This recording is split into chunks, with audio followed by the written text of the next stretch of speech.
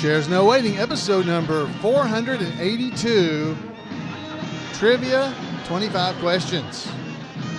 Two Chairs No Waiting is brought to you each week by the folks over at WeaversDepartmentStore.com. Drop by over at Weavers and pick up some of the great Mayberry items they have over there, like the Mayberry Trivia book by Scott Hopkins. Got 1,500 questions about the Andy Griffith Show, so go check that book out if you enjoy the trivia. You can also go over and pick up a Mayberry Sheriff's t-shirt. That's right. It actually looks like Andy's shirt. Great t-shirt. Head over to WeaversDepartmentStore.com and check it out. Two Chairs No Waiting is also brought to you by donations from listeners like you. The executive producer of episode number 482 is Tim Gerbrick. Tim, thank you so much for supporting the show. I'm Alan Newsom, your host for Two Chairs No Waiting, and we are going to be having some fun tonight by doing our trivia, because everybody seems to really enjoy the trivia, and why shouldn't I give you what you like? That's what I'm thinking. You guys are always enjoying hearing about trivia from the Andy Griffith Show. So we're going to do 25 questions, and I think they're fairly easy, but we're going to have to wait to hear from you to let me know whether it is actually easy or not. I think these were fairly easy questions, so we're going to run through them fairly quickly. Before we get into that, we have history reports this week. Two of them, actually, because I have one that came from Joe Gritton. Joe Gritton reminded me that Tuesday night, the 12th of June, which is when this podcast will be airing and it'll be hitting the internet, is the 100th. That's the Centennial, I should say. The Centennial, that's 100 years, like a centipede, a bug with 100 legs.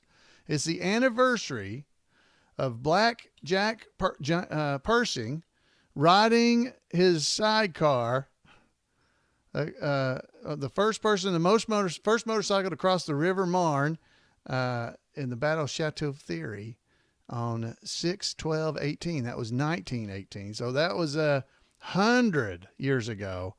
It was driven by Corporal Nate Jackson AEF. So folks, just so you know that, it was written on the bottom of the car, the seat there. When Barney got the sidecar, he found it right there in the bottom, and that's so this is the 100th anniversary of that.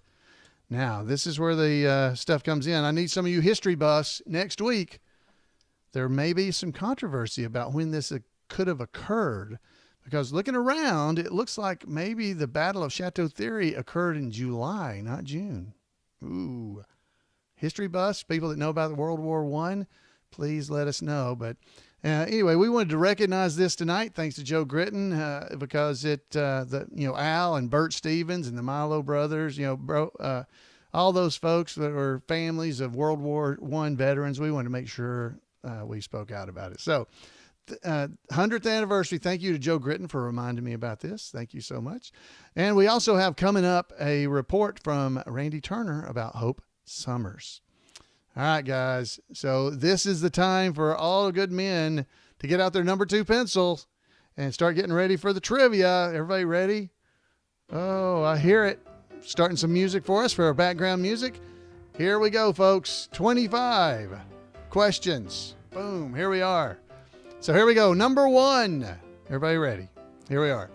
In the first episode of Andy Griffith Show, The New Housekeeper, we learned about Opie cooking prowess and discovered what his breakfast specialty was. That was in the very first episode. You remember that?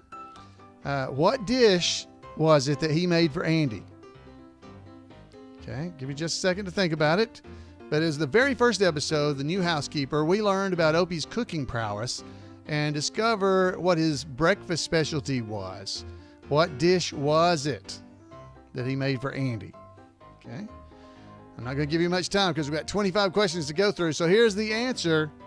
The answer is 45-minute hard-boiled eggs. So if you had something like extra hard-boiled eggs or real hard-boiled eggs, I'll give it to you. But in this case, Andy got up extra early to make breakfast for Andy to prove that he could get along fine without Aunt B coming to town. You'll remember that because Rose had left him. Anyway, so he ended up cooking the eggs for 45 minutes, adding water several times because it kept boiling away. You'll remember that. All right, so that's the warm-up. That was question 1. Question 2. In the episode Opie the Birdman, Opie shows Barney a slingshot made out of a piece of wood and an inner tube from a tire. Barney then tells Opie about the slingshot that David used to kill Goliath. What was Opie's response to Barney? That's awesome. I love this one. What was his response? Okay, this was the episode he was talking about David getting the slingshot and killing Goliath. What was his response? You'll have to pause it if you don't want to know the answer. So go ahead and pause if you're wanting to try to think of it yourself. The answer is, where did David get the inner tube? That's awesome. All right, next up, number 3. Number 3. Aunt Bee was normally a fantastic cook, but she failed miserably in her attempts to make what treat for her family? Oh, this was if you don't get this one, you may have to turn in your Andy Griffith Show fan club, Rio and Watchers Club card. I'm not sure. Aunt Bee was a great cook, but what could you just failed and could not make? And I guess I could take 2 answers, but one is the obvious one. The answer is, of course, homemade pickles. Had you said marmalade, I would have given you that as well. Oh, don't tell me Aunt Bee's making marmalade now. All right. They were even described as kerosene, if you'll remember, these pickles. It was terrible. All right. Number 4. In the episode Aunt Bee's Medicine Man. Okay, Aunt Bee's Medicine Man. Aunt Bee buys Indian elixir from Colonel Harvey. When Andy finds out, he sends Barney to have the Indian elixir tested. What percentage of alcohol is said to be in the elixir? What percentage of alcohol is said to be in the elixir? All right. The answer is 85%. That's right. When Barney comes in with the test results, Andy says 85% alcohol. No wonder she was feeling no pain. So Barney wants to run him out of town. All right, number 5. Who said it? Okay, this is a who said it question. Okay, who said this? I can't take home 4 dogs. My wife just barely lets me in the house. Okay, who said that? I can't take home 4 dogs. My wife just barely lets me in the house. Okay, the answer. Pause if you don't want to know the answer. Here is the answer. The answer for number 5. Who says that he can't get in the house with those dogs? Otis. Otis said it. That's right. That was episode Dogs, Dogs, Dogs. He can't take them home because his wife won't even let him in the house. All right, number 6. Okay, this is an easy one too. What Christmas song did Miss Ellie and Andy sing in the Christmas episode? What Christmas song did Ellie and Miss Andy sing in the Christmas episode? Okay, all right. The answer is, everybody knows this one, Away in a Manger. Away in a Manger. Everybody got that one, right? All right, next up. Everybody feeling good about themselves? Been 6 questions so far. How many of you got right? Number 7. What backwoods family, you can just go ahead and answer now if you'd like to, made trouble for Sheriff Taylor and played bluegrass music with Andy when they visited Mayberry? Now, this is a remedial trivia question. What backwoods family made trouble for Sheriff Taylor and played bluegrass music with Andy when they visited Mayberry? The answer is the Darlings, the Darling family. Good. All right. Number 8. I told you these were, I think, easy. You guys are going to have to tell me. Some of you, this may not be easy. I don't know. Number 8. In a medal for Opie, what event did Opie sign up for? Now, this one's a little bit harder. What event did Opie sign up for in a medal for Opie? Okay. And the answer is, folks in the chat room are getting it right. The 50-yard dash is the answer. The 50-yard dash. Number 9. What is the name of the farmer that comes to Mayberry, to find a wife and sets his sights on Thelma Lou? What's the name of the farmer that comes to Mayberry to find a wife and sets his sights on Barney's girl, Thelma Lou? The answer is, you ready? Jeff Pruitt. Jeff Pruitt. He was a skipper on Gilligan's Island, but that's Jeff Pruitt. All right, number 10. Here we go, number 10. What was Andy's favorite dish? What was Andy's favorite dish? Okay, Andy's favorite dish is, this is maybe a little bit hard too. This is not a super easy one. What was Andy's favorite dish? The answer is leg of lamb. Yeah, when Helen first came to town, Barney didn't think she was the right girl for Andy because she said she really couldn't cook, and Barney had said something like, "You mean you don't know how to make leg of lamb? Andy's favorite dish?" Well, that's where it came from. All right, number 20. No, I'm sorry. Number 20. Number 11. What was the name of the housekeeper that Aunt Bee moved to Mayberry to replace? Oh, we even gave that answer away earlier, possibly. What was the name of the housekeeper that Aunt Bee moved to Mayberry to replace? I think I may have already told the answer on this one. The answer is Rose. Her name was Rose. She had to give up her job because she got married, remember? And Opie was objecting. First you tell me to speak up, then you say hush up. All right, number 12. When Gentleman Dan Caldwell came to Mayberry Jail, what story did Opie want Andy to tell him? Well, this is a little harder. You guys, I don't know if you know this one. This was a little bit harder. When Gentleman Dan Caldwell came to Mayberry, what story did Opie want Andy to tell him? A little bit harder one. So we finally got a kind of hard one here, okay?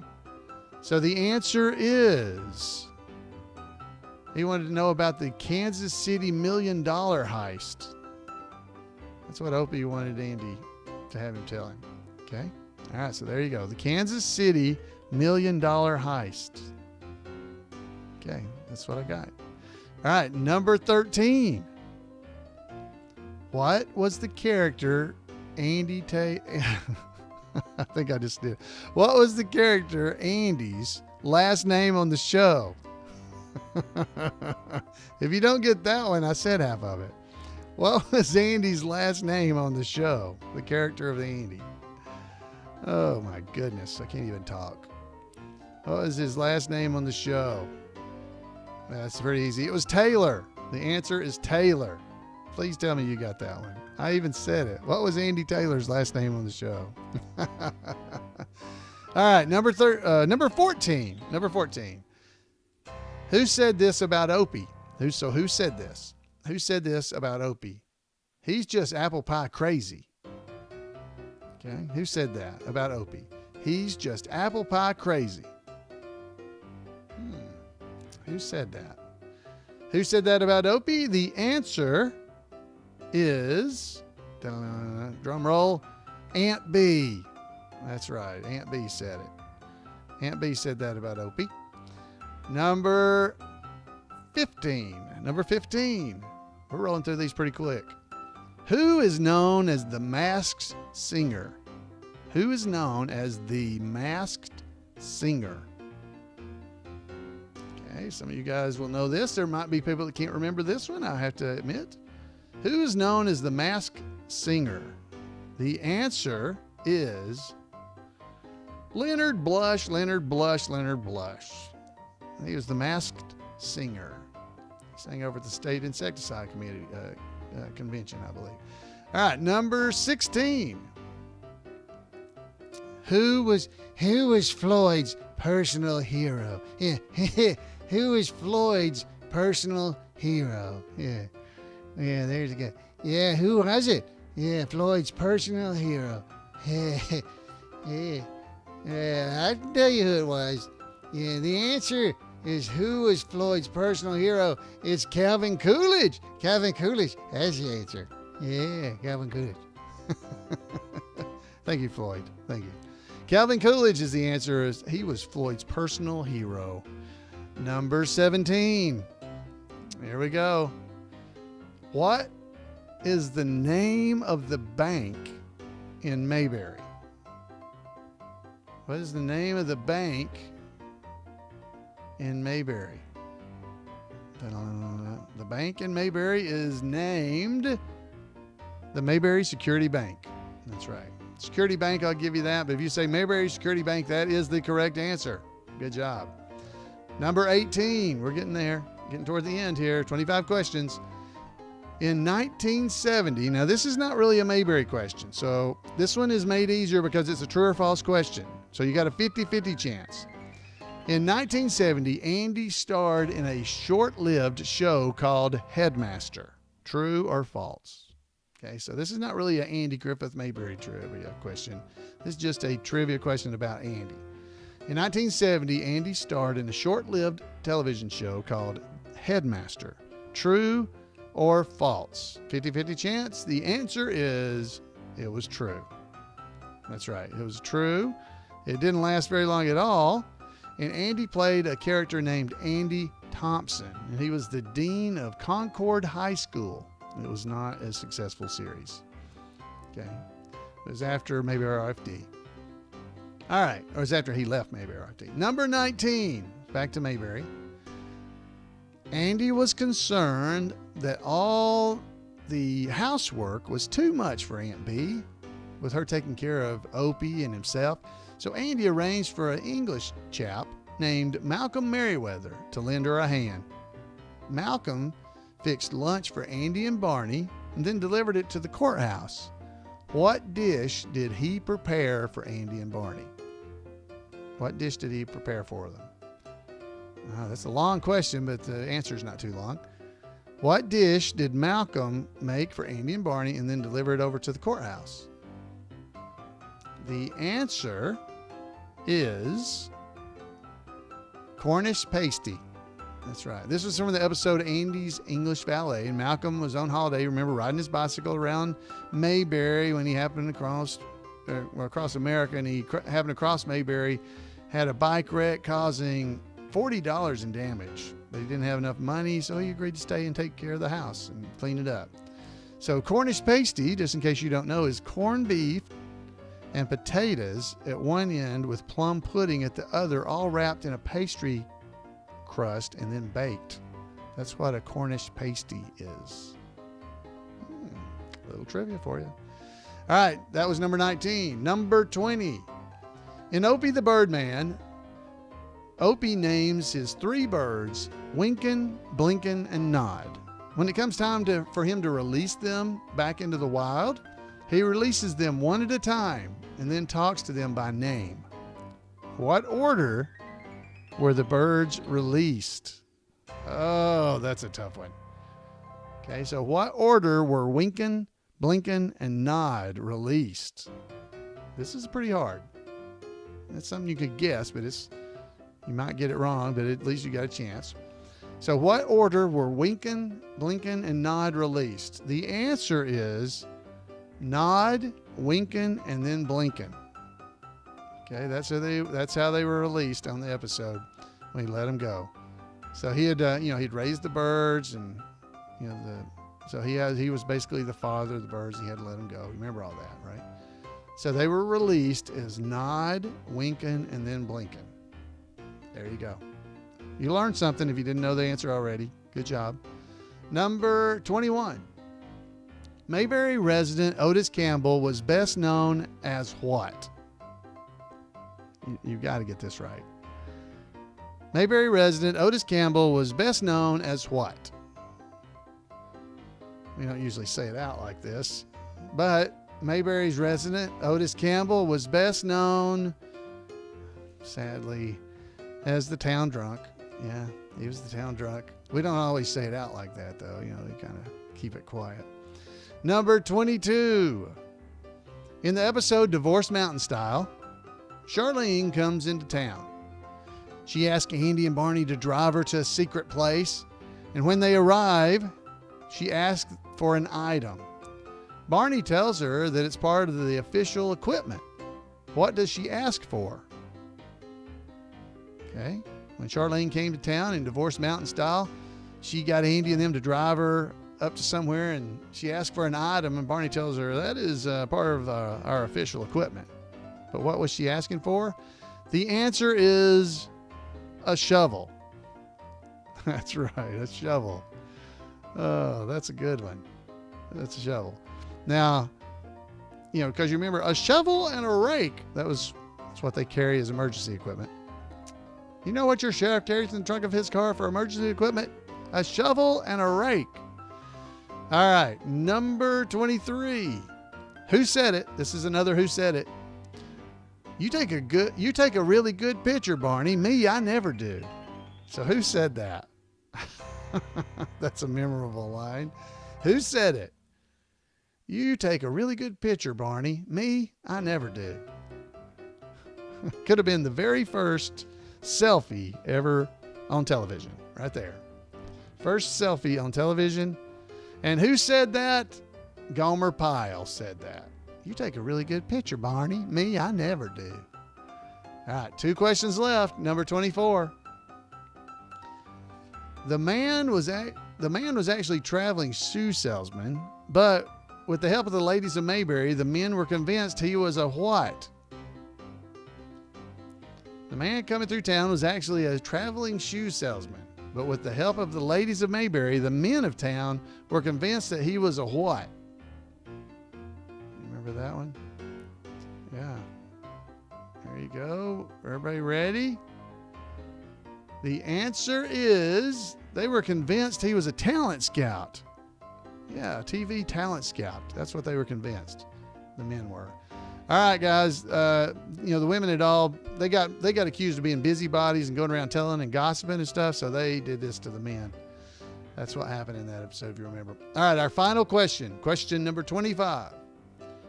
The third Andy Griffith Show episode, which first aired on October 17th, 1960, features a local guitar player named Jim Lindsay.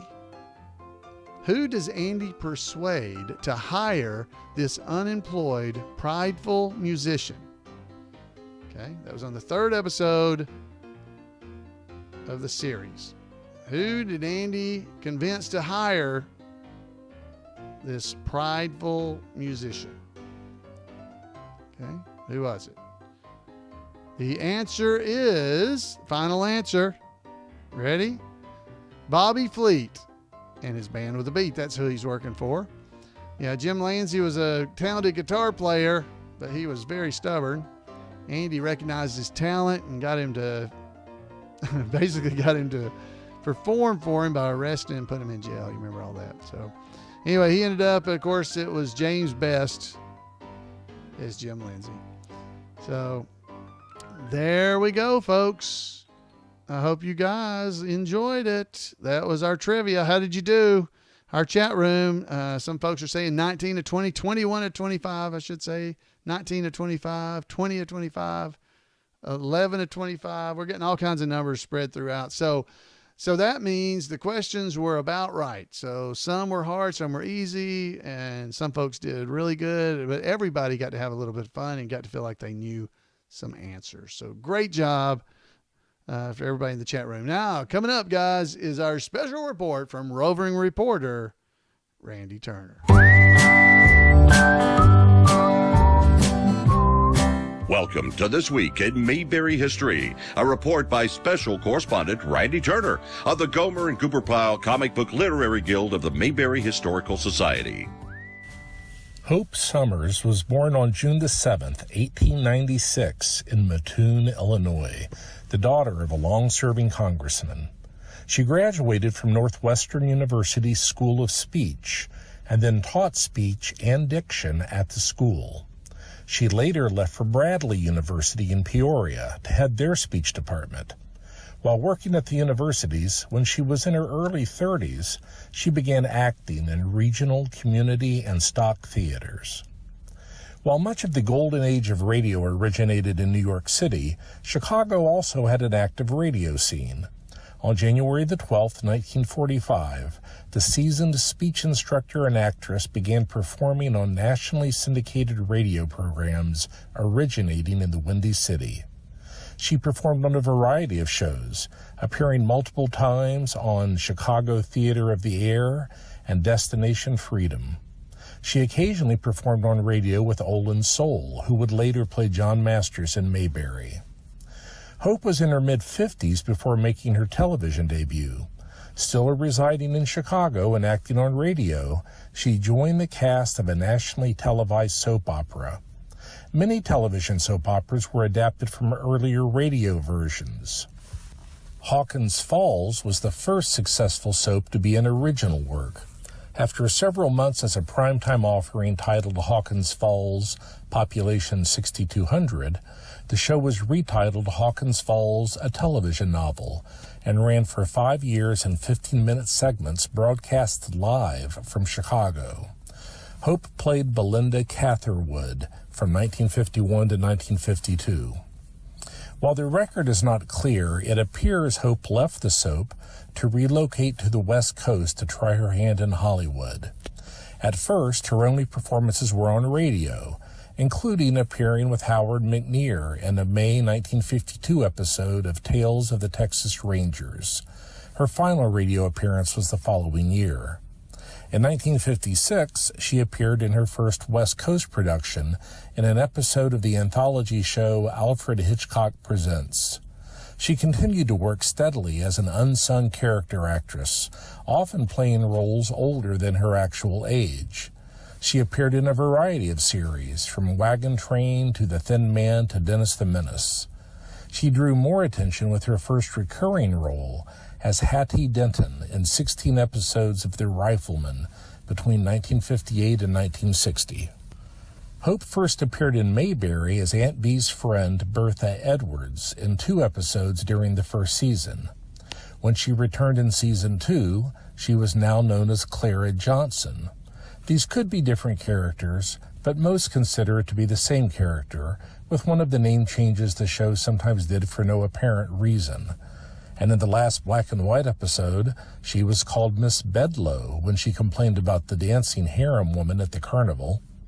She eventually was called Clara Edwards, beginning midway through season 6, the name that stayed for the rest of the series and for her appearances in the spin-off Mayberry RFD. Many explain the name change by saying Edwards was her maiden name, which she started using after dropping her married surname for some reason. Regardless, it is her role as Clara for which she is best known, though she did play other character types, perhaps most notably a neighborly Satanist in Rosemary's Baby. Most of her film roles were small, but she did do film work, including appearing in Inherit the Wind, Spencer's Mountain, the film which was the original version of what became The Waltons, and of course the Don Knotts classic, The Ghost of Mr. Chicken. Hope continued to act until near the end of her life, even cast as a series regular in the 1978 series Another Day, though it only aired 4 episodes. Hope passed away from heart failure in 1979 at the age of 83. That's it for this week. Thanks for listening, and remember to take Andy's advice and go out there and act like somebody. Thank you, Randy. And if you don't want to miss any of Randy's reports, he gives reports over the Gomer and Goober Pile Comic Book Literary Guild. Head over and send an email to turnersgrade@gmail.com, turnersgrade@gmail.com, and he'll make sure you don't miss anything that he posts. So, Randy, thank you so much. Thank you to all of you who made it here today. You had a lot of folks in the chat room playing along. Folks are talking about the Mayberry Meetup, which will be coming up the July the 20th through the 22nd in Mount Airy, North Carolina. It's really the 20th and 21st, I guess, but that's a Sunday as well. So I definitely want to invite you over to that. We'll be there having a lot of fun. There's information. If you go to the show notes on this episode or any episode in the last several weeks, there's a link there that'll take you to information about the Mayberry Meetup in Mount Airy, North Carolina. Well, I don't know how big a crowd we're expecting, but there should be several. We had about 70 or 80 folks show up last year. So hopefully we'll have a good time. Folks, it is always a pleasure to be here in Mayberry with you. I hope you enjoyed the trivia contest. I know I did. It was a lot of fun for me. And I'd love to hear from you. You can tell me whether you thought it was too hard, too easy. You know, you're just too good at the trivia. That wasn't even a challenge. Or it was just a lot of fun. You enjoyed yourself. Whatever it might have been, I'd love to hear from you. I'd love to hear about interviews we had the last couple of weeks that John Lane provided to us of Rance Howard. Love to hear about that too. So, folks, hey, have a great Mayberry week. I'd love to hear from you. Drop by twochairsnowaiting.com. Click the contact button, and you've got the phone number and everything's right there. That's all you got to go do. Head over there, and I'd love to hear from you. So until next time, have a great Mayberry week, and we'll see you right here on Two Chairs No Waiting.